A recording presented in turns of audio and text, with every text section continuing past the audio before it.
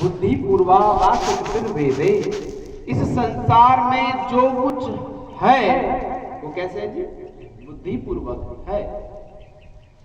चाहे आप यज्ञ को उठा लीजिए, चाहे मनुष्य को उठा लीजिए, चाहे प्रकृति को उठाइए, चाहे ईश्वर को उठाइए, इन सब की जितनी भी व्याख्या है वो कैसे है? बुद्धि पूर्वक है।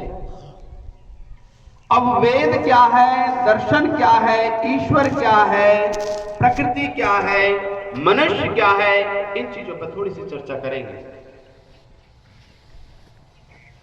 जब त्रैतवाद की बात आती, त्रैत कहते हैं तीन, और वाद कहते हैं किसी चीज को मानने वाले के लिए, कोई चीज आप जो मानते हैं। वास्तव में वेद भी तीन ही हैं,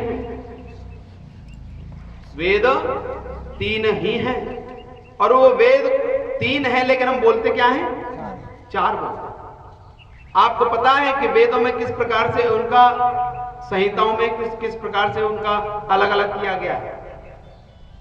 जब हम इनकी बात करते हैं ईश्वर, जीव और प्रकृति की, ईश्वर क्या है, जीव क्या है, प्रकृति क्या है?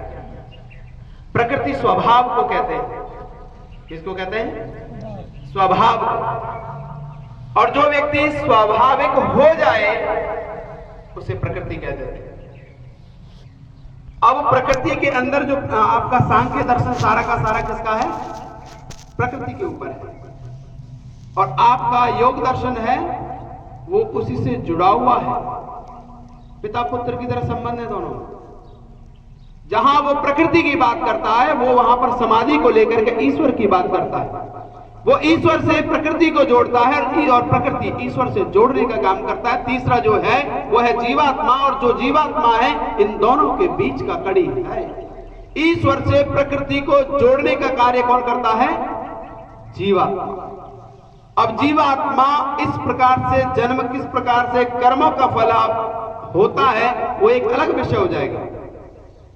जीवात्मा परमात्मा के और प्रकृति के जो संबंध हैं वो विशेष करके जो आत्मा का और परमात्मा का जो संबंध है वो पिता पुत्र का है। और पिता पुत्र के लिए जब हम प्रकृति को साथ में जोड़ते हैं, जब कोई चीज की सृजन करते हैं, कोई चीज का निर्माण करते हैं, तब हमें उस प्रकृति का सहयोग लेना होता है, जिसे हम सत्व, रज और तम कहते हैं।